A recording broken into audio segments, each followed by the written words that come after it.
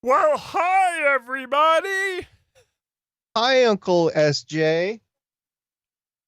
How's it going? We got Bangs and Johnny tonight. Bangs and Johnny in the chat. Do this little pre-show thing. Hi, Yeah, we got a Bangs. couple people in the chat. That's great. Bangs and Johnny and Bangs. Bang. Doctor. Who's Dr. Nick? It was Did I miss it was something? the voice I was doing. It was The Simpsons.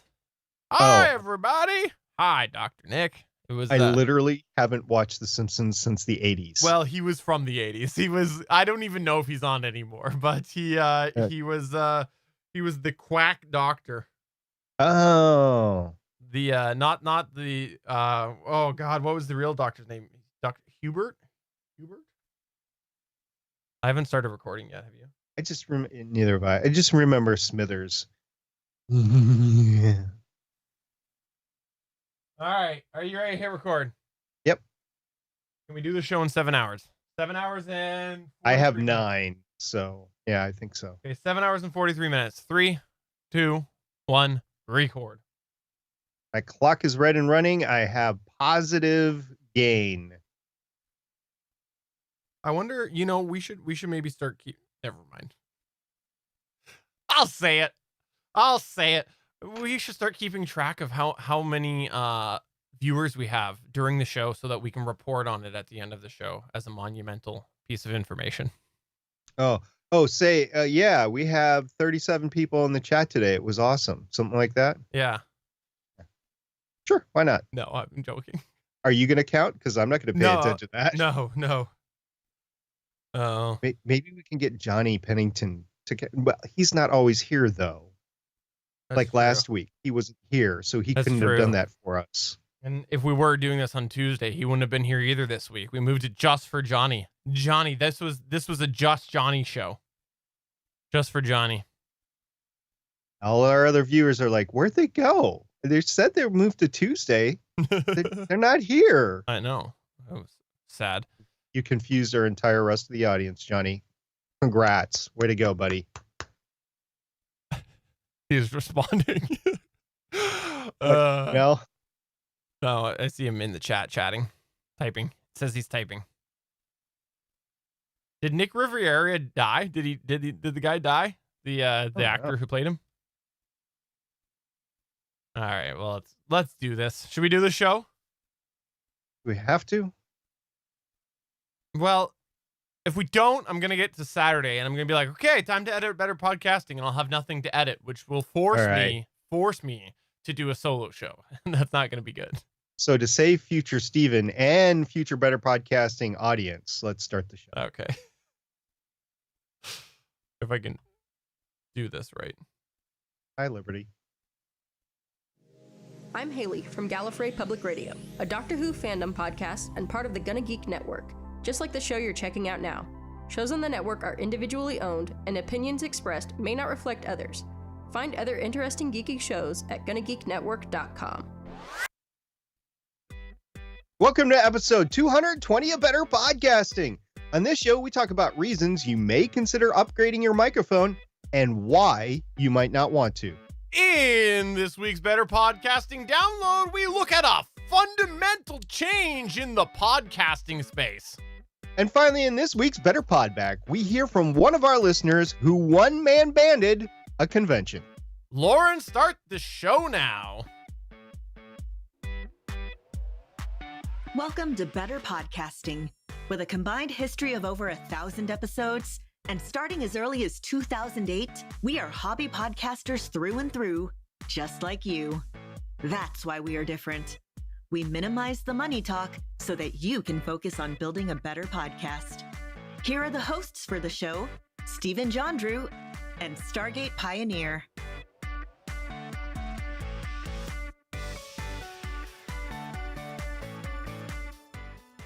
Welcome to an all-new episode of Better Podcasting. I am Stephen Golden Mike John Drew. Not true. And I'm pleased to say that SP is here this week. Man, if you can afford a golden microphone, I got a few things I gotta get from you before that happens. Hey everyone, how's it going? It feels really great to be back in the Better Podcasting studio. Full disclosure, I've never left the Better Podcasting Studio. I've been here the entire 2 weeks since we've recorded our last episode. I do not want to see that bucket. I don't want that.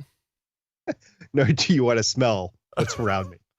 Oh, if you are checking us out for the first time, thank you very much for checking out the show.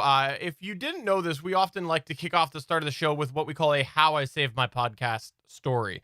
This is where we turn it over to you, the listener or the viewer, to tell us about something that went wrong with your show and how you fixed it. We like to include those where we can when people submit them. And if you can send a video clip, that's great, because we do have a full video companion to this show over at betterpodcasting.com. But if you want to go in and send us just an audio clip, that's cool too.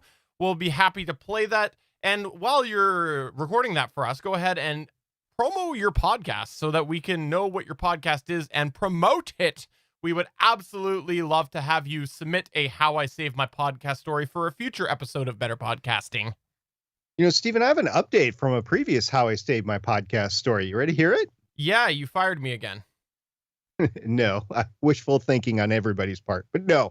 So you remember a couple years ago where my laptop just stopped working and became so encumbered, the operating system was so messed up I couldn't get it working. Yeah. You remember that? Uh-huh. Remember I bought a new laptop instead of trying to fix the other one because I thought it was too far gone, that sort of thing. Yeah, well, it turns out that that's true, in that if I would have tried to save it at the time, I would have lost all the data and so on and so forth. So what I did is I bought a new M.2 drive. I shoved it in there, and I used the Windows recovery tool or media recovery tool, and I put Windows on the new M.2 drive, and I resurrected the machine. So it's not really how I saved my podcast, but it's how I could have saved my podcast if I had done that instead of bought a new laptop. So the long story short is SB likes to buy gear without fixing it. Is that right? In this particular case, yes, because I wanted the more advanced video card, and the video card on the old one wasn't integrated onto the motherboard. So there's a yes and a no there. The laptop that I have now is better than that laptop, but the other laptop would have been serviceable for a while. And it is running now. It's actually got 4.5 terabytes of storage in it right now. Awesome. Well, it sounds like you have something that you can go and use for some other podcast endeavors. You'll have to find a way to work that into your podcast workflow. I'm not sure what it will be, but my personal recommendation would be whenever you record a podcast, just have it up there displaying an endless loop of me. That's what I would suggest. You? Yes, me. Or the other you? No, me. Definitely me. All right.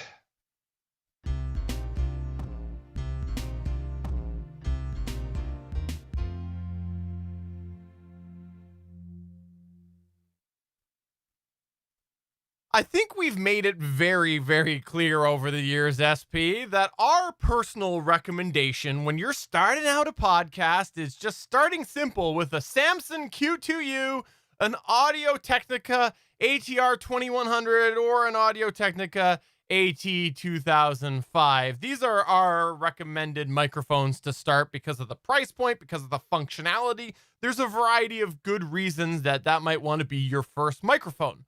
But the thing is, we recognize that there's many situations where you may be considering doing a microphone change. Heck, as two guys who have a series of microphones, and for the video viewer, I have many more microphones than what you see on screen every week. We totally do understand that you might have that desire to change your microphone.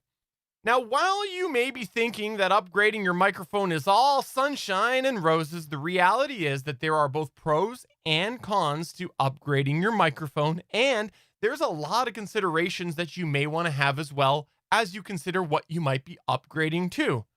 And if you don't have some of these considerations, you might end up with a glorified paperweight.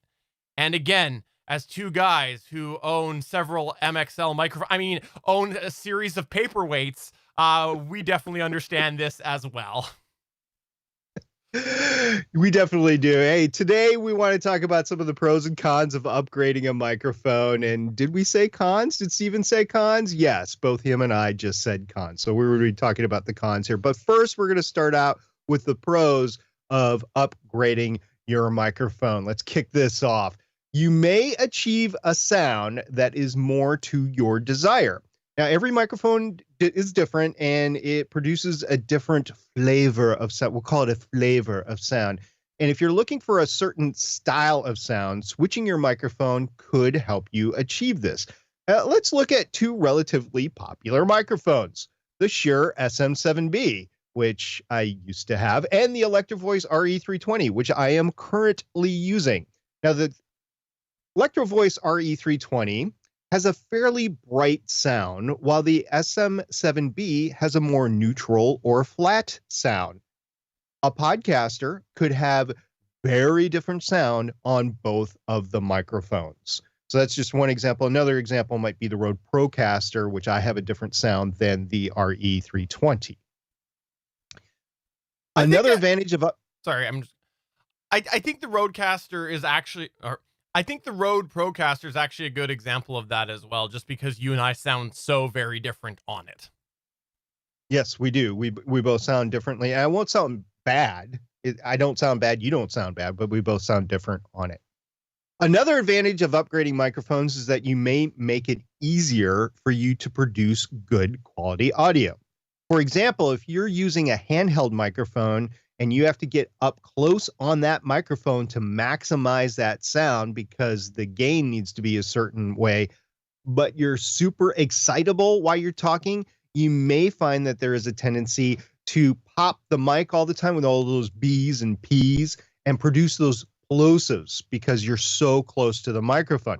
Now, by upgrading to a larger diameter dynamic microphone, you may be able to alleviate some of these plosives by giving yourself more space between you and the microphone.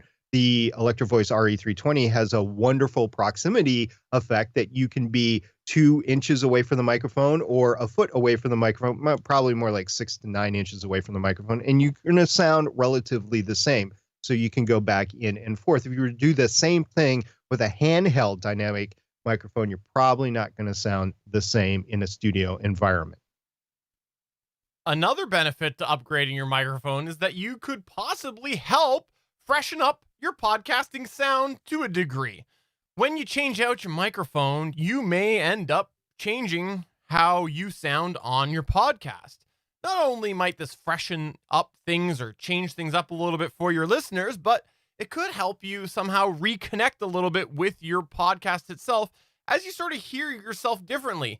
You might end up not being so complacent as you edit. You might be listening a little bit better as you try to dial that on in. But another possible pro to upgrading your microphone is that you could buy the same microphone as SP. Oh, sorry. That's not what I was going to say. You could possibly end up having new gear to play with. Now, the reason I made that joke about the RE320 and new gear to play with is because out of all of the microphones I've ever played with, the RE320 is probably the one that I did have to play with the most because I had such a different sound on it than SP did. But here's the thing.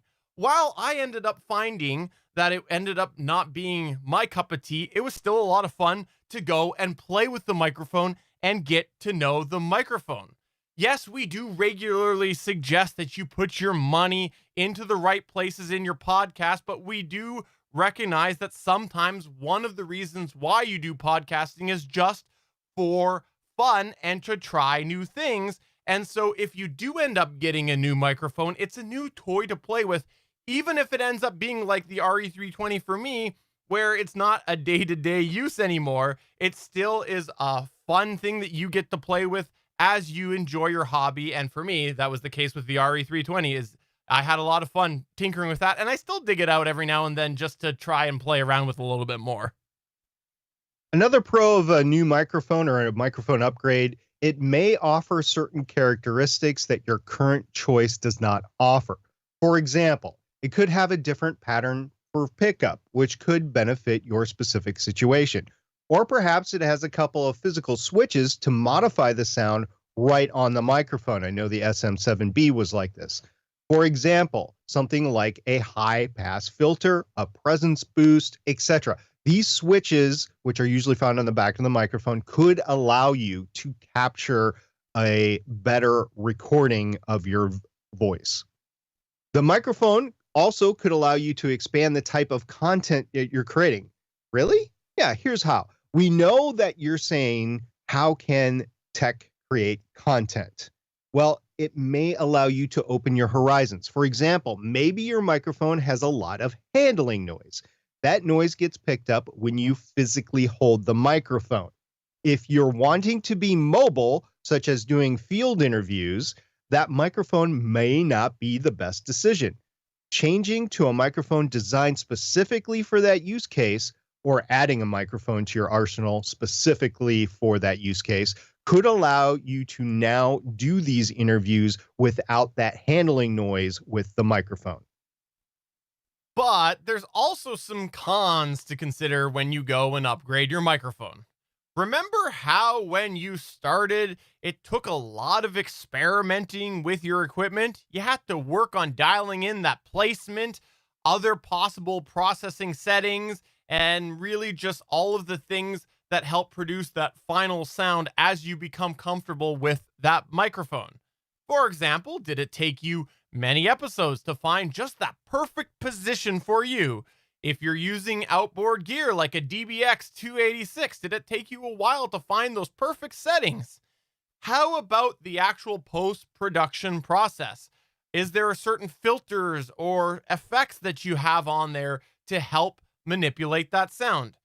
All of these things you're going to have to do again to a degree as you dial it in for your new microphone. Do you have the time for that? But another con to upgrade. But another con to upgrading your microphone, you might be paying for something that makes you less happy. Unfortunately, with microphones, sometimes they're just not a good fit for someone's voice, or they just don't match the sound you're looking for. When this happens, you may end up with that paperweight that we were talking about before in this podcast. For instance, I literally gave away my Shure SM7B. That's right, I gave it away because it wasn't the right fit for my voice or my studio. Would I do it again if I had the choice? Yeah, I probably would, because I just wanted to get it out of my studio. It would be nice for comparisons again right now, but I'm just glad I don't have to deal with it because it was not a good fit for my voice. Another con is that you may need to buy more gear for the new microphone, right, Steven? For example, do you need a new pop filter? If you've only owned yourself a handheld microphone, and you might have yourself a little bit of a windscreen or one of those foams that go over top of the microphone. If you're going to a large size dynamic microphone, maybe you need to get yourself a bigger pop filter. It could definitely happen, and I've known a lot of people who have done that, and they've gone to put their filter over their new mic and it doesn't fit, or they tear it as they go to try to put it on. I'm one of them. Also, will the mic arm or the way that you're holding that microphone support the new microphone? Different mics weigh different amounts. And the thing is, some of these higher end microphones weigh more than just a simple handheld microphone. Again, I've known lots of people who have had a basic swing arm, one of those like $17 XYZ company microphones, and they go in or microphone arms, and they go and they get a bigger microphone and it just sags. So you might need to get yourself a new mic arm. Do you need new cables? Let's say you're using that Audio-Technica AT2005 going directly into your computer, and now you've gone and you've upgraded to a microphone that only has XLR connections, and you have to go and have other equipment to be able to go and hook that up, including the cable. Are you going to need a better preamp? Maybe the microphone that you have picked doesn't drive as well as the microphone you were using, and as you go and you apply more gain to that microphone, it now sounds super hissy. You might need a better preamp. As microphone upgrades happen, sometimes you just will find that the current setup that you're using does not support it, and you'll have to upgrade other gear as well. What are some of the reasons that we don't think you should upgrade? Now, our pros section had a variety of benefits to upgrading, but what are some reasons that we think aren't necessarily the strongest to upgrade on their own? First one we'll go into is that you like somebody else on the specific microphone. While you may hear somebody else on the mic and like that sound, we don't think that this is a reason that you should definitely upgrade your microphone. This is because everyone sounds different. And further, You don't know how they're processing the sound or even if they're processing the sound. I'll give you a few examples. Both of us sound very different, as we just discussed, on the Electro Voice RE320. Stephen just doesn't sound right on it, I'll be honest with you, whereas I sound better on it. I'll give you another example, the Audio-Technica BP40. I don't sound bad on it, but I don't sound as good, at least to me, that I sound on the Electro Voice RE320. Stephen, on the other hand, really enjoys his voice on the Audio-Technica BP40, and so do I. I like his voice there. We are both so different. We didn't realize this until we started actually comparing our similar voices on the same microphone. Our voices are literally so different that we need different microphones to sound the best, at least to us, that we sound. So could someone's sound be a reason that you might consider upgrading? Absolutely, you might want to consider based off of a sound that you're striving for. But on its own, we don't think that it's enough of a reason that you should definitely go and upgrade. Another reason that we think you might not want to upgrade is because you think that changing your microphone is going to help you with bad mic technique. And what we mean by that is if you are not using a microphone properly right now, why do you think that a new microphone is going to help you use that microphone better? For example, if you are currently wanting to sit back further from a microphone, you may consider getting a condenser microphone because a condenser microphone is much more sensitive. Now, we don't personally recommend it for most hobby podcast studios, but I'm just saying, if you're looking to sit back from your microphone, it might be an option that someone is considering. But what about all of those other problems that are going to be implemented when you end up sitting further back from that condenser microphone? You're going to have to turn up the gain a little more. You're going to hear more noise. And are you really going to be good at keeping perfectly still so that you don't barely touch your desk, which your condenser microphone will completely pick up, and all of those other external factors that are going to be imposed now that you've switched to a condenser microphone? Sorry, apparently my phone's ringing. One sec. I couldn't hear it because you were using a dynamic cardioid microphone.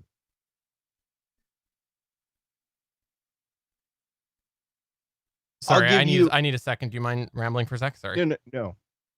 I'll give you another example where this might think it would benefit you by changing to it, but you're going to introduce a lot of different issues. So a lot of people have tried to look into the broadcast headset microphone. It's got a dynamic cardioid microphone on it, stuff like the Audio-Technica BPH S1.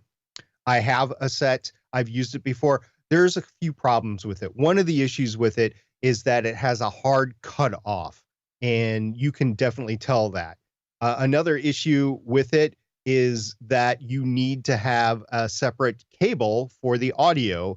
Otherwise, you're wearing some earmuffs, some very expensive earmuffs. So there are pros and cons to changing to that, whereas your distance between the actual microphone as it sits in front of your mouth is the same no matter where you turn your head to, but you pick up the problem of the hard cutoff, the frequency cutoff of the microphone, and the fact that you're going to need more gear for headsets. Now, I do advocate using headphones whenever you record to monitor yourself on the microphone and have them available to your co-hosts and guests. However, I realize that not everybody does that.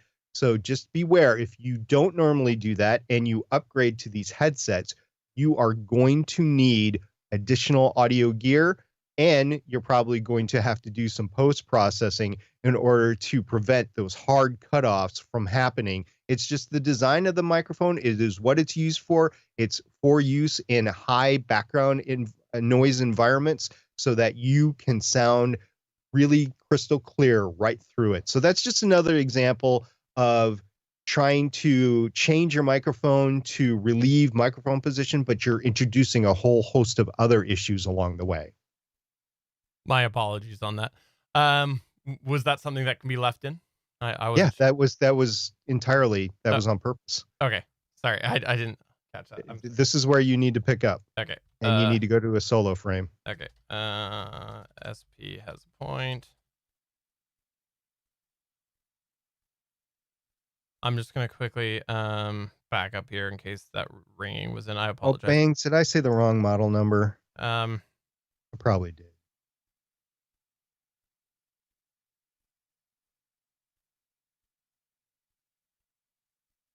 again, if your technique was poor before, why do you think it's going to be any better with the current variables that you've got on your mic as you make that switch? I don't know if I don't know. So we'll just has a point. Then I say my point again in case of editing. All right, cool. Sorry about that. So Yeah, where, no problem. where am I? So I finished talking, Okay. and Cool. it depends on where you are, but I would go to a solo shot for that. Okay. Another reason why you might not want to upgrade is because you're just feeling shame over your current microphone. Unfortunately, this does sometimes happen when you're talking to other people and you end up feeling a certain level of shame by someone in regard to the microphone that you're using now. They may make a comment negatively about your current mic, or it could just be a matter of you see something else and you just feel like you're inferior.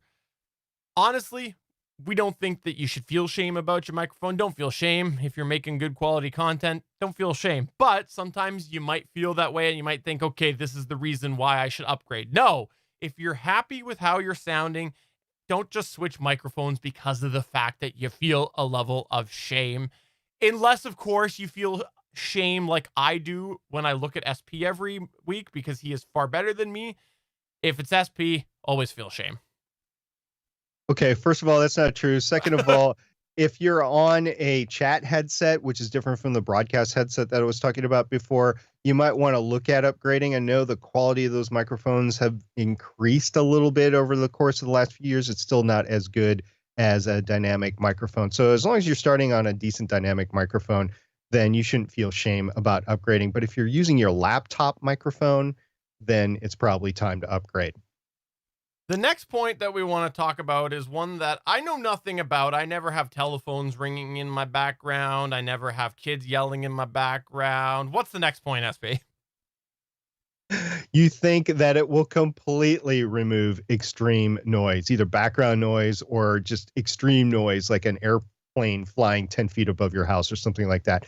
Let's say you've got a neighbor that is constantly blaring music, or children in that area that are screaming. So you got an open window and they're playing basketball in the street right outside. A switch to a different microphone is unlikely to solve all these problems 100%. While certain microphones do a much better job of rejecting background or off-access noise pretty well than other microphones, the reality is that with most microphone changes, extreme noise will still be picked up. So if your goal is to completely remove extreme noise, you might find yourself a little disappointed with the microphone change. Reducing noise, however, is a different story altogether. For example, the Sennheiser MD46 does an amazing job of having a very specific pickup pattern right in front of it. It's what makes it such a great interview microphone. However, it will still pick up a loud train going by an apartment. Much less than some others, but perhaps you thought you can reduce it to a level that can be gated out. In case in point, both Haley and Michelle in their home studios were about 100 feet away from rail lines. I didn't realize this when I was podcasting with both of them on Legends of S.H.I.E.L.D., but at one time they were both about 100 feet away from a rail line.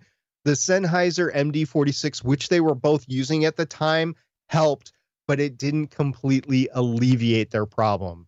And what really helped solve it, eventually they both moved. Now, one is still close to a train line, but farther away than 100 feet from that rail line. Maybe that's what a company needs. They need to create a podcast microphone that specifically removes train noise. There we go. I'm sure it can all be done with some sort of dynamic software gating. But how exactly do you choose a microphone to pick in your upgrade path? Well, the first thing that we do want to talk about is we usually recommend this idea with any gear consideration, and it's that you should identify a reason that you're considering doing the upgrade. not only is this important to avoid some of these pitfalls that we just talked about a minute ago, but with mics, it's specifically important for creating a short list of microphones that you want to look for that you think will meet that need. For example, if you are looking for a microphone that will do a better job of reducing the handling noise that we talked about earlier, I'll call it out right now. Don't get yourself a Blue Encore 100. Tons of handling noise. Yes, we have had many tests with this. Lots of handling noise in that microphone.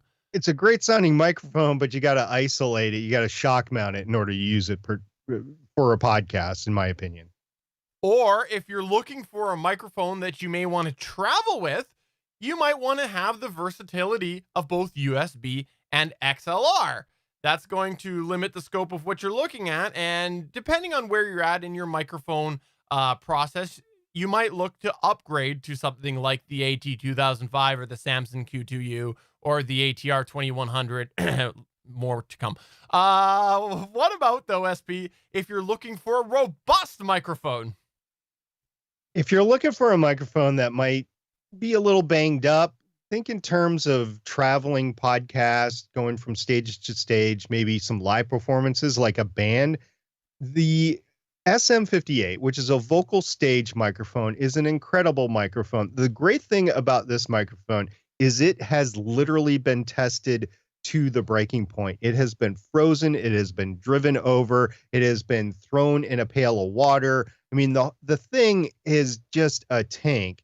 Now, while I don't 100% like the sound, it does a sufficient level of reproducing a voice. And if you are taking it from stage to stage like a band, you're going to need to pick up something like that. There's several other newer microphones on the market that haven't literally been through all those tests that we just gave, but are more built tankish than, say, a Blue Encore 100 or an Audio-Technica ATR 2100 that you might want to look into. But we know for a fact that the Shure SM58 is the microphone to use if you're going to bang the crap out of that thing. And I will say the Sennheiser MD46 is also pretty robust. I've had that out and about. I don't think I've dropped it while I'm using it, but it supposedly can take a licking and keep on ticking as well. So those are two microphones that I can recommend to you right away that are pretty good for all that.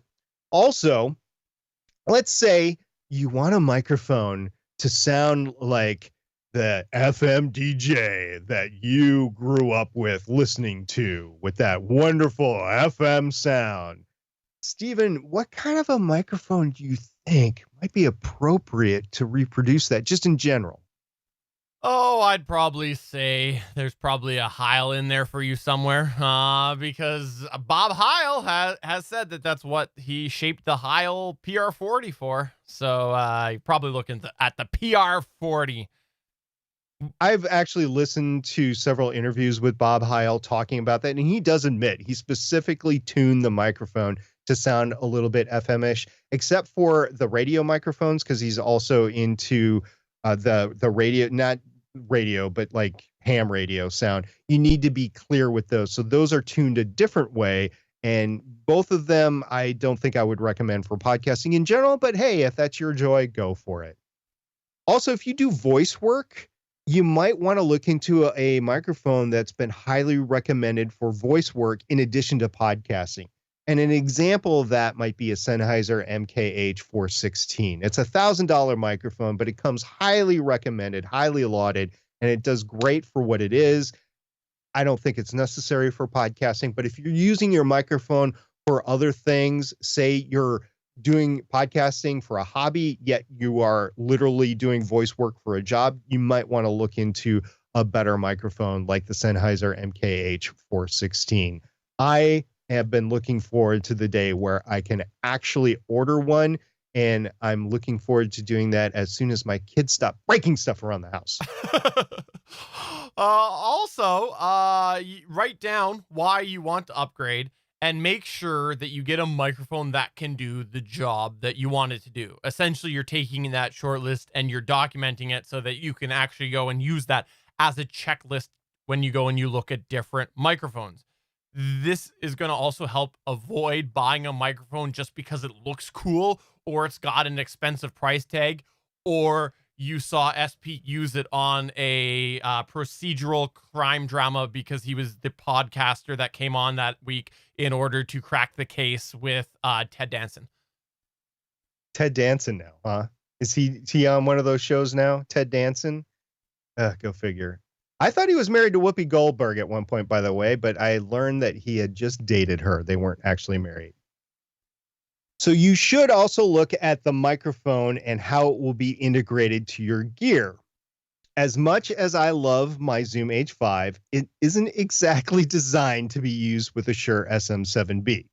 Similarly, and by the way, that is because of the preamps, and they're just not powerful enough on a Zoom H5 for most people to use a Shure SM7B with it. It could work for some people that really project their voice, but for most people, you're going to have a little difficulty getting a great sound out of that. Similarly, if you're going to be using a travel setup, you might look into using a microphone that has that USB connection, and that is because you don't need a additional audio interface or a recorder or something like that. You'll literally just have a laptop or a tablet and the microphone. I get it. Go for it if that is your requirement. Also, if you get that broadcast headset that I was talking before, the Audio-Technica BPHS-1 or similar, you'll likely need that 1/4 inch headphone input, or at least an adapter. Otherwise, you just have that really expensive pair of earmuffs I was talking about before. Another thing that you should do while you're choosing your next microphone is making sure to pick a microphone that best suits your voice. And we've touched on this a few times. This can be definitely a tough decision and a tough thing to factor in because of the fact that there are so many different sounding voices out there, and you really are going to have to hear yourself on that microphone to really check this one on the list. In order to do this, try local audio gear stores and see if they have a floor model that you might be able to use to test it on your own. You could alternatively try to rent one, might save you some money in the long run. And at a last resort, you could try to find someone who does have a voice similar to yours and listen how they sound on that microphone. But be cautious of the fact that their setup might be very different from yours. And this could be quite a significant difference, like the preamp, or it could just be a matter of the environment. Microphones sound different in different environments. It's just the way that they are. If you're looking for a certain sound, take a look to a variety of samples and see how you think they'll stack up against your voice. You don't want to decide just based on one person's review and use of that microphone. It's a great idea to hear a variety of shootouts and comparisons and try to find the commonalities with how that microphone sounds with different voices. Obviously, the best possibility is if you're able to use the mic, perhaps return it if you don't like it, but you aren't always able to do this with microphones. So sometimes you have to just listen to a variety of options and samples and make the best educated guess possible that you can have. Fun fact, I did this with the Electro Voice RE320. I literally listened to a lot of voices that I considered similar to mine, and it sounded like it'd be a good fit. And that's why I set my sights on the RE320 about the same time that I did the SM7B. I did a shootout between the two when I first bought them, and I'm glad I settled on the RE320. It's the same thing with when I went down the path of the BP40. I heard James Earl Jones doing a recording on the BP40, Really? and I thought that sounds exactly like me. Really? Was he saying, Steven, happy birthday or something like that? Disclaimer, I've never heard James Earl Jones use the BP40. That you know of. Not that I know of. But another thing that you might want to do while you're looking to upgrade your mic is consider going the used path. Upgrading to a used microphone can be a good deal, but there can be drawbacks. First, the microphone won't be under warranty, so if something's wrong with it, you'll have to eat the cost yourself. And secondly, you might not know that there's actually something wrong with it. You might pick up the microphone and the previous person's broken it and has damaged the sound, and you're using it and you're like, I sound terrible on this microphone. When in fact, it's not the microphone model, it's the physical unit that you're using. Secondly, if you happen to be a non-smoker, make sure the microphone that you are buying does not smell like smoke. This happened to me once. I think we talked about it on the podcast a few years ago. But in summary, what happened is I bought an MXL BCD1 because I was excited to try out the lower end of the large diameter dynamic cardioid microphone.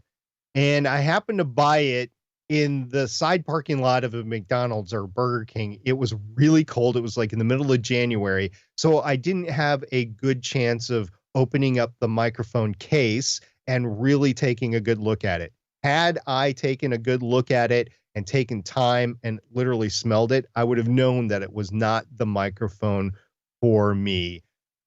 It was a whole thing about me actually having to try to take the microphone apart, air it out, wash it out, and I ended up literally rebuilding the microphone, including soldering. It was just this long thing. So I would really recommend, if you are a non-smoker, make sure the microphone that you are buying, you actually get to test it in person or see it in person before you buy it. And I know a lot of people buy used microphones over the internet, and this would be a big caution, I would say, against it, because you don't know if a smoker's been using it or not.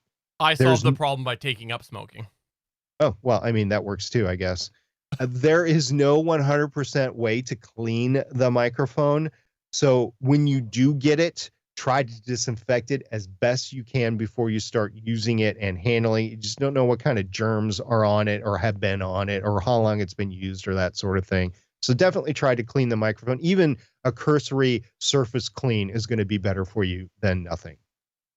And finally, let's talk about affordability. New microphones, they all cost something. And to be honest, unless your sound is completely distracting, you are the main person that is going to benefit from that upgrade. So if you are doing an upgrade or considering doing an upgrade, our advice is to make sure you also consider budget and stay within budget.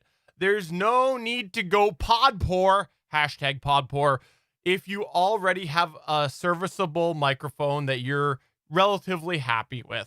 And a microphone like a Samson Q2U is an amazing sound for the price. So just make sure the microphone that you're choosing is in your budget and the savings plan that you have for your podcast. Please make sure that you are not buying a microphone because you think it's going to make you a cooler podcaster. Because we know it will. You know, better microphone is always cooler podcaster, right? It has nothing to do with technique, content, or personality. I stand corrected. Sell your house for a golden microphone. I would have to sell my house for a golden microphone. Those puppies are expensive. In summary, if you are considering upgrading your microphone, make sure it's something that you want to do and understand the why you want to do it. After you formulate your requirements, look into the microphones that will help you do that job that you need it to do. Find a microphone that's a good fit for your voice and affordable. And most importantly, I would say, especially with better podcasting, have fun using that new microphone, especially because once you get it, they just don't come around very often in hobby studios. So make sure you enjoy the time when you do get to upgrade and get to know that microphone. Have you upgraded your microphone? Do you have any advice on how to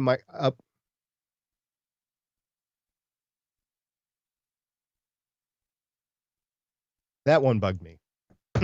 Okay. Why did it bug you? Should we talk about it? Should we talk about it or continue? Yeah, no, let's talk about it. Okay, so I have a tendency to stumble over my words a little bit. So that was one thing. And then I kind of misspoke, and there's just no way to correct it. So it's like a compounded thing, and we're just wrapping up the segment. And it's like, I just want to get through this. And I stumbled through it. And now you have to do an edit point. And we had to reset and everything. It just bugged me. You know, we could solve it just by ending the show now and deleting our files. We could do that. I guess I'm still recording. So, okay. Go ahead. All right. Listener, have you upgraded your microphone? Do you have any advice on how to upgrade your microphone for your fellow better podcasting listeners? I mean, did we forget a key reason why you upgraded? Drop us a line. Let us know so we can share it with our audience. podcast@betterpodcasting.com is our email address. Once again, that's podcast@betterpodcasting.com. This is the Better Podcasting Download. Sometimes in the Better Podcasting Download, we cover a topic that is so monumental to the industry that we say to ourselves, maybe this should have been an entire... Today's not one of those days, but it is still a very important thing that we think that we should mention because of the fact that we have many, many, many references to the predecessor of what we're about to talk about. It's another situation that we are looking at this and going, oh, our back catalog is wrong in so many places. SP, why is our back catalog log wrong now? Well, I should have seen. Why is our back catalog wrong now? Honestly, I should have seen this coming because the Christmas deals, the holiday deals were just too good for these USB XLR microphones. I should have known that there were going to be some changes coming in. And might I say, it's about time because those microphones had been static for a while. What I'm talking about is the microphones that we usually recommend, the Audio-Technica ATR 2100, the Audio-Technica AT 2005, and the Samsung Q2U. In the past, we had also said the Knox podcasting microphone is a pretty good deal, but that was just a knockoff and discontinued, I guess, once Audio-Technica figured out what was going on. So it's just been those three, the 2100, the 2005, and the Q2U for quite some time. The first in that list was the ATR 2100. I honestly don't know when it came out. I think we looked it up at one point in time, like 2013, 2011, something like that. Well, it's 2020 right now. And finally, Audio-Technica has updated the ATR 2100. They discontinued the ATR 2100 and they introduced the ATR 2100X. It's probably going to be the first microphone in many XLR USB microphones that either get upgraded or come out in 2020. Now, what has changed with the 2100X? So far, from everything I've read, it has, this is probably the most important thing, maybe second most important thing, it has, instead of the mini USB connector, it has a USB-C connector on board. And this is pretty good. Stephen and I were talking before the show, and we realized the only things we had left in both of our households that we used on a regular basis that had the mini USB connection was our microphones and our Zoom recorders. Everything else had been upgraded to the micro USB connection, the USB-C connection, or the Lightning connection over at my house with the Apple stuff. So upgrading to the USB-C makes it more compatible with a lot of the other devices that are coming out now. And let's face it, faster ability to get data back and forth. I don't think it really matters for the microphone, but it makes it more compatible with everything else that's going to be out there. So if you're traveling and you happen to forget your cord to the ATR 2100, you might have a USB-C for other devices like your cell phone or something like that. For me, it would be my GoPro. My GoPro uses a USB-C connection. So I'm very grateful that this new ATR 2100X for new people that are buying it will have that. Another thing, and this is the other thing that I think might be a higher priority, it has finally a diffuser over that LED that could have been a beacon to bring in aliens from the next galaxy next door. Yes, they finally diffused that sucker. They made it flush mounted, so it's not this bubble on the microphone body, and it doesn't shine right in your face or right in the camera, because a lot of people that use it on camera. So that's pretty cool. I think it is probably the biggest aesthetic improvement, but also it doesn't blind you as you're reading your show notes, as you're recording your show. They did upgrade the switch. It had a more knobby switch before, and it's a little bit more flush mounted now. And just color choices, I think, are different. I don't know if the grill is a different grill. It's definitely a different color. They went from black to grayish, and then the body went from gray to black. So it's a little bit, as you're looking at it, you're like, I don't know. I'm used to seeing the 2100 the other way around, but it'll grow on everybody that buys it. The color really doesn't matter, in my opinion. It's how it sounds, and I think the sound hasn't changed. I know that I have already upgraded to an ATR 2100X. Oh. I went and did that, so it's all upgraded, ready to go. For the audio listener, I have placed a X on my Audio-Technica ATR 2100, so now you get the poor joke that I'm making. Did you do that with a Sharpie, or did you literally use a label maker? I literally just did it right now with a label maker and couldn't find scissors, so I had to use a knife to cut it. But yes, the Audio Technica ATR 2100X, it looks like it's about time. I'm not surprised. The only thing that I wasn't sure about here that I am trying to figure out is whether the 2100X has that lifetime warranty as well. I'm not sure what the warranty is going to be on it. And I know that's one of the things that the ATR 2100, a lot of people talked about how it had a lifetime warranty. And if the ATR 2100X doesn't have a lifetime warranty, yeah, that might be another reason why they decided to do it. So from all the price points that I've seen on it for US dollars, it's $99. And so I think that'll go down, but that's what I've seen so far. And actually looking at the website now, I do see that it says it was a US lifetime warranty. Sorry, I should have checked that ahead of time. Okay, so I did check the price on several different places. It is $100 versus, I remember when you can get it for $35. I don't think I ever got it for $35. I might have, because I bought a couple. I think I did get them for $45, and it was just an incredible entry point. This being $100, I don't know if it's going to be pretty attainable. The USB capability is pretty good, but if you're going head to head with something like a Rode Pod mic, I'd still go with the ATR 2100 because the frequency would not be as cut off as it is with the Pod mic. But I know a lot of other people are going to take a look at the Pod mic and go, hey, that looks like a better microphone. That's only $100. The ATR 2100X is $100. I'm going to go with the Pod mic instead. Well, you lose the USB and you lose frequency, but yeah, I can see it. Do you want to know another change that they made? The stand, it looks to be slightly different, and I don't have it, but the stand was very, very useless in the ATR 2100 and the AT 2005. It looks slightly less useless now. Slightly less. Yeah, we'll see how it stands up. And I don't know when you or I are going to get our hands on one of these because we're kind of full up with these USB microphones right now. But if they ever go on sale, I might grab one and see what it's like. Maybe do a comparison, new to old or something like that. We'll see. But if you are looking for a new microphone, just know that the ATR 2100X is probably going to be what you're seeing around more than the ATR 2100 soon. But given it's new, it's probably going to be more costly, and thus maybe the Samson Q2U is something you want to look at, or the Audio Technica AT 2005, as those have been around for a while and might have more frequent sales. Just keep that in mind. Again, we haven't tried the ATR 2100X yet, so we can't speak for sure to the sound. We just can't. We can't, and we know it's going to change podcasting forever. Always, just like golden mics. Let's go ahead and move on. Sorry, I'm going to take that out. But let's go ahead and move on to the Better Podback. This is where we here at Better Podcasting turn the show over to you as we run through some of your feedback. We call this segment Better Podback.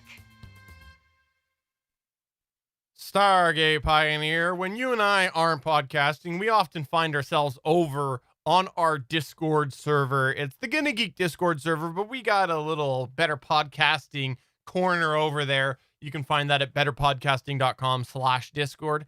And this week we had a comment from Waffles say, oh, digging way back in the conversation, but at Stephen John Drew, it looks like the $5 drum pad I got at the flea market plays nicely with my DAW and actually works. So when we get the new house, which means new space for me, I'll have myself a pretty sweet little setup going with plenty of buttons to push.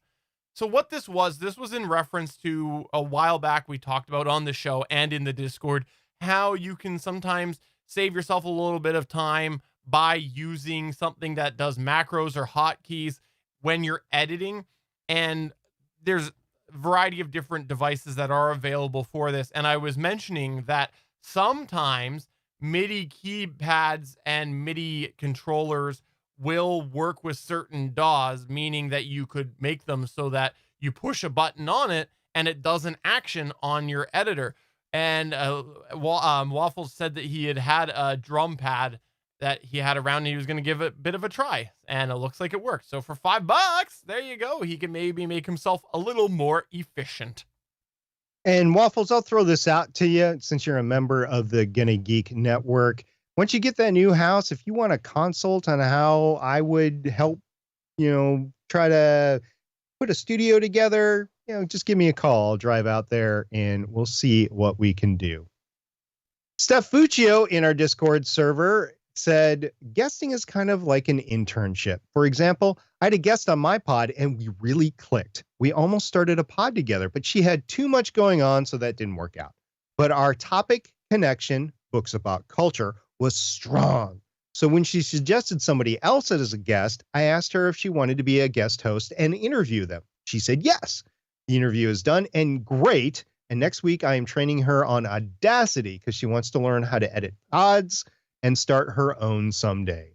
Not sure how often this happens in Podland, but when you guest, you could ask questions about the process and see how it goes. A true story, Steph. That's actually how I started podcasting. I got to be a guest on a podcast and then just rolled from there. And I'm still trying to attain the greatness of my original producer. I'll write down that edit point right now so that I don't forget that. Sorry, I should have dragged that out a little longer. No, it's all good. I went to say the next one. We also had John Domingo say, I have a question setting up the Zoom L12 mixer as an audio interface. When I first got my Zoom L12, I set it to...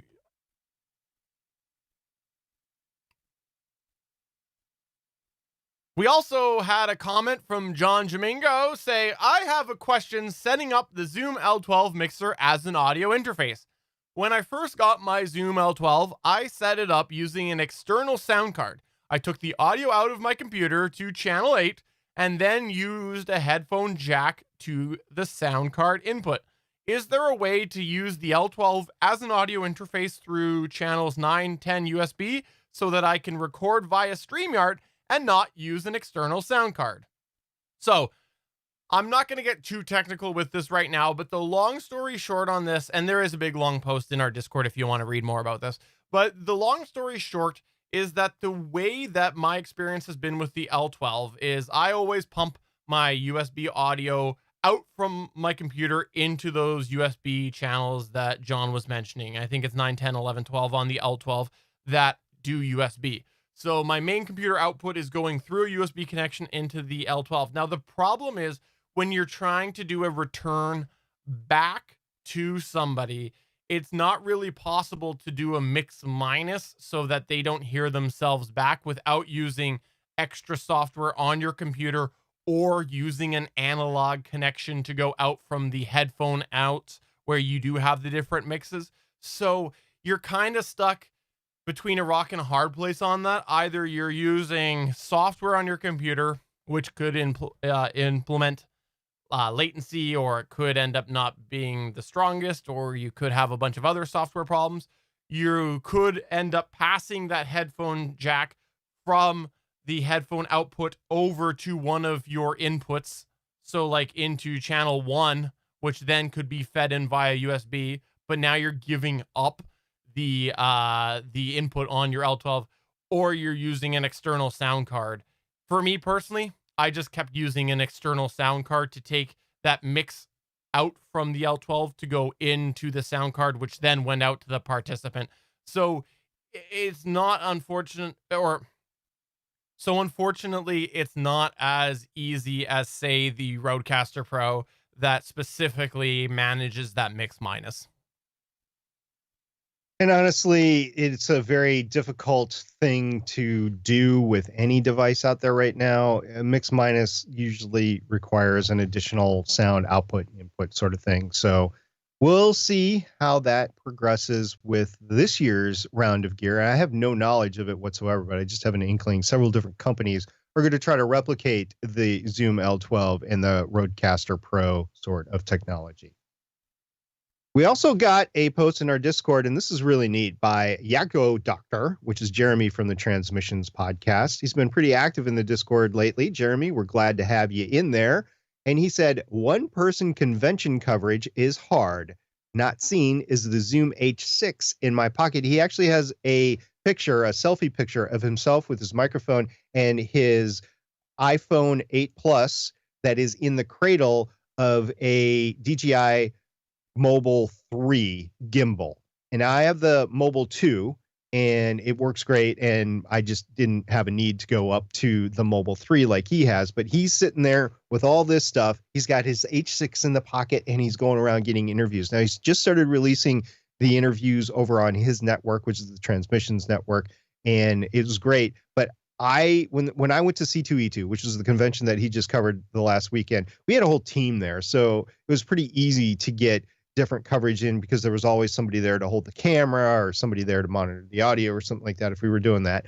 He did that all by himself. I know that is difficult. I've heard stories of people that do it by themselves. God bless you guys. You are going, and gals, you guys are going out, getting all that great audio for your listeners. And it's a commitment. Don't think it's not. It is definitely a commitment going to the convention with a plan. Jeremy definitely did. He talked to us in the Discord beforehand, everybody in our Discord, to try to get good advice on how to do it. And he incorporated a lot of that advice and got great content out of it. So congratulations, Jeremy. I look forward to hearing more of your interviews that you did at C2E2. If you want to see this photo, head to geeks.link/solo-Jeremy, and we'll of course have that linked in our show notes. It's always fun to see people doing podcasting or podcast related activities.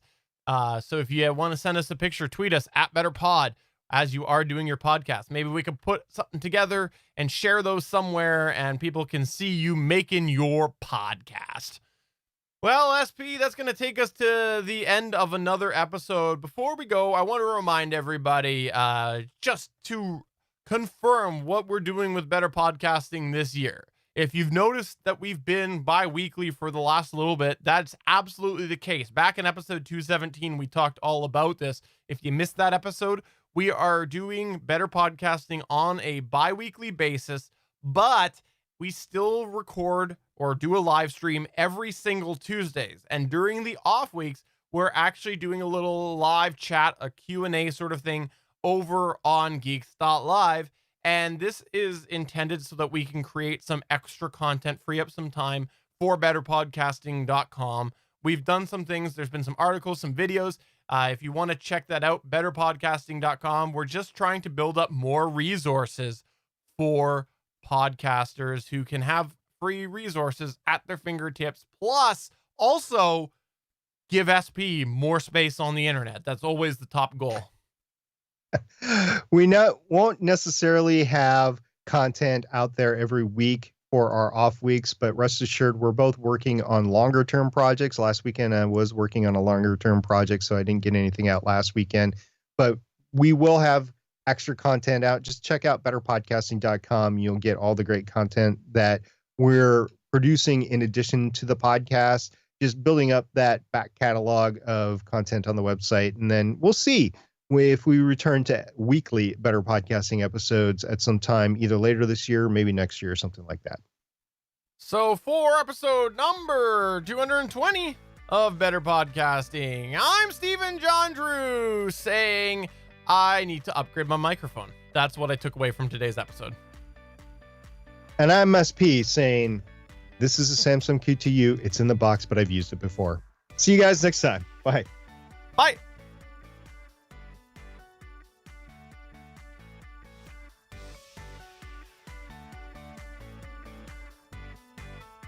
Thanks for checking out another episode of Better Podcasting. You can find the full back catalog of Better Podcasting at betterpodcasting.com. If you're into geeky podcasts, please check out the other podcasts on the Gonna Geek Network at GonnaGeekNetwork.com. This show was produced and edited by Stephen John Drew of Gonna Geek Productions. Voice work was done by L.W. Salinas. Thanks again for listening or watching, and we hope to see you again next week.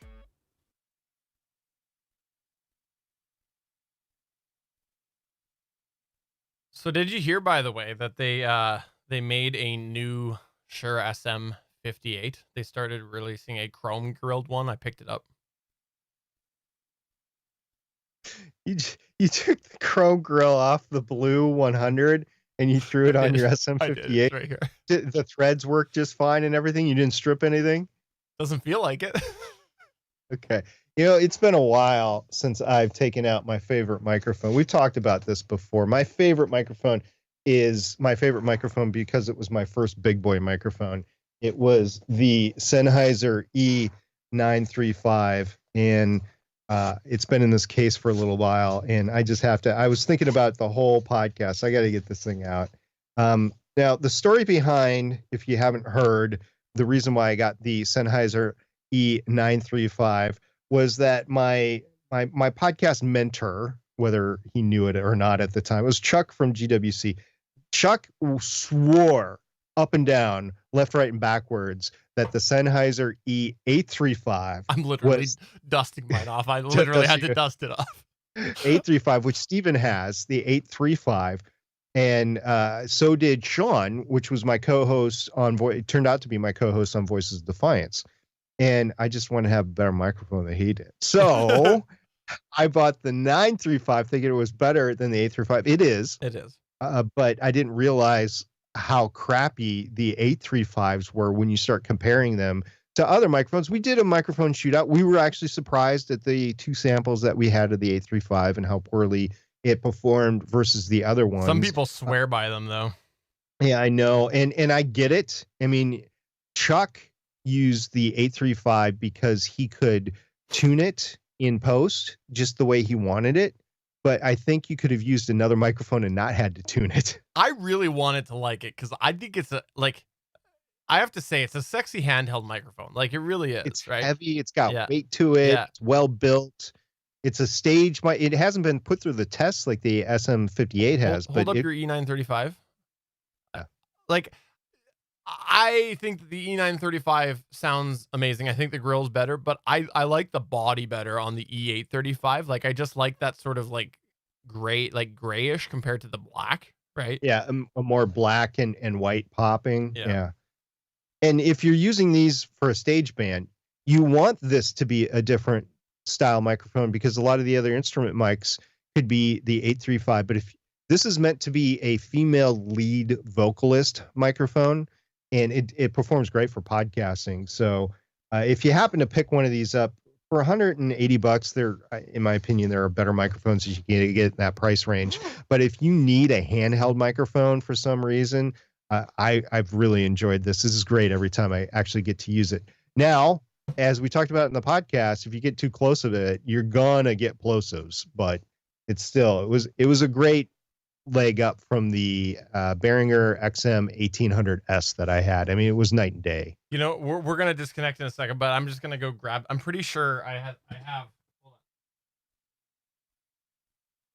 Stuck. And then also the other microphone that I have in front of me, just for use case if I have to grab it, is what Steven had, the Blue 100. This is a great sounding microphone. And if you can get the 2-for-1 deal for $100, so you get this microphone for $50, the sound is worth it. That you're going to have to secure it in a shock mount because it does have really bad handling noise. But the sound, we both like the sound of this microphone. It's great. Thought it was a winner.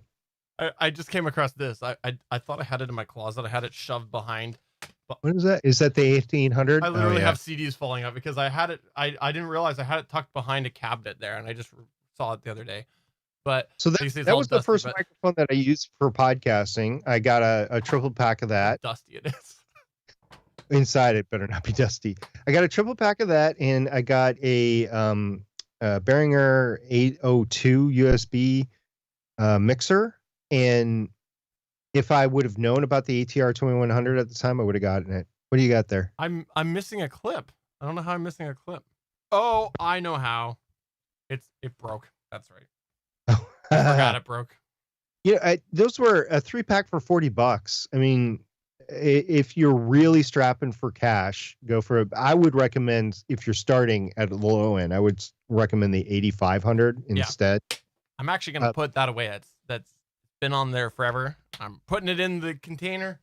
Oh, it's been on your shelf? It's usually been there, and then I don't know. I've got the Q2U out right now, but I've had it sitting here since like after Christmas. It's literally sat like right across here on every show, just like laying down. But it was up there for a long time. But I'm just gonna put it in there. It's all dusted off. Yeah. So it. Yes, Johnny, it is a Behringer. It is a Behringer. Sure. Yep. Not Behringer. I do have I don't know if I've ever talked about this on the podcast or not. I do have a speech impediment. That is why it's hard for me to pronounce names. Behringer. I mean, now I feel bad. Now I feel bad. Nice on me or whatever. It took me a long time to figure out a speech impairment, whatever. That is literally I get it from my mom because she can't pronounce things worth crap, and I also always gave her I played football with ended up being a Heisman Trophy winner, Chris Winkie. We went to high school together. He was my captain of our football team. We won the state championship. We won the hockey state champ. I mean, he was great, right? Well, my mom, his name is Winkie, Heisman Trophy winner, Winkie. My mom would always say Wanky. No, it's not Winkie. So before we go, we were talking about how sometimes you might end up having a microphone foam that's too small. Just get yourself the big one, because then it just awkwardly just floats around and he'll be like, I got a couple of big ones. I got there's nowhere to hold because it's so big. The one for the Procaster? Yeah. Is that the yeah. So I've got that one. I've also got one. Look how amazing that looks. Sorry. What is the brand of it? It was the M99. What microphone is that? Who makes that? Or it's discontinued now from what I heard. Beyerdynamic. So Beyerdynamic made this large diameter dynamic microphone called the M99. And I don't know if they've canceled it or not, but I was never able to get a hold of one. There was one day where I was at a dance competition for my daughter, and I had a camel alert come across. It was a very expensive microphone. It was like 50% off. Yeah, or I remember more than the exact price. So I immediately bought it. No, and Steven, and I took a screenshot. I sent it to Steven. Steven's like, "You're never gonna get that." Like, yeah, well, I had to try. Yeah. He's like, "No, you're never gonna get." And sure enough, like within 6 hours, everybody that bought it got refunded the money, saying, "No, this was a mistake. This was a price mistake." Nobody wanted to get rid of them for that amount of money, so it was ridiculously low from what I think. There's normally like a $500 microphone. I had the Camel set. I think it came across somewhere between 100 and 200. So. Oh no! I did a little Google. There was an E935 available locally for $100 used. Well, for you, that's good. I know. For us in the States, so Steven is Canadian. That's $100 Canadian, which would be the equivalent of like 80 or less American, something like that. So your microphones, your $99 point is like $129 or something like that. Yeah, I probably would have picked it up. Yeah, because I'm trying to say what a good deal that was. I've always wanted to do the E835 versus E935, but I'm not willing to spend $250 Canadian. That's right. That's what they go for used up here. Wait a minute, that was E935. Yeah, E935. Well, that is a hell of a deal even here. Yeah, that was used used site. John, thanks for coming by, man. Yeah. I hope you had some fun. I hope things are going well for you. I was literally, since this is the first time you've heard me say anything about this, I was literally serious. Give me a call. If you want my phone number, give me a DM and I'll give you my phone number and you can call me if something like that happens again. All right. Well, let's go ahead and shut things down. Thanks everybody for coming on by, and have yourself a wonderful rest of your evening. Yep. Bye.